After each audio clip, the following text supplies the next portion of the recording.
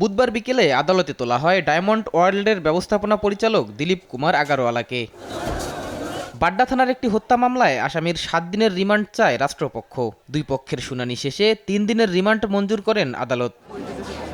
রাষ্ট্রপক্ষের আইনজীবী জানান, বৈষম্য বিরোধী ছাত্র আন্দোলনে রামপুরা বাড্ডা এলাকায় অস্ত্র সরবরাহে ভূমিকা রাখেন আগারওয়ালা। দিলীপ আগারওয়াল বাংলাদেশে অবৈধ বিভিন্ন ব্যবসা এবং সরকারের মদতপুষ্ট হয়ে যোগ সাজস করে আজকের যে সাউন্ড গ্রেনেড, যে রাবার বুলেট, যে অবৈধ ডেট এক্সপায়ার ছাড়া টিয়ার শেল নিয়ে আসার যে অন্যতম শরিক।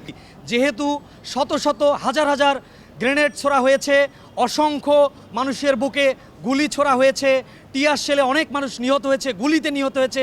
এই গুলিগুলো কিভাবে আসছে, উনি কিভাবে রাষ্ট্রীয় দোসরদের পৃষ্ঠপোষকতায় এই ধরনের ভূমিকা রেখেছেন, এর জন্য ওনার এই রিমান্ডটা এই সময় অত্যন্ত জরুরি। আসামি পক্ষের আইনজীবী বলেন, অসুস্থ থাকায় রিমান্ডের আগে স্বাস্থ্য পরীক্ষার অনুরোধ জানিয়েছেন তারা।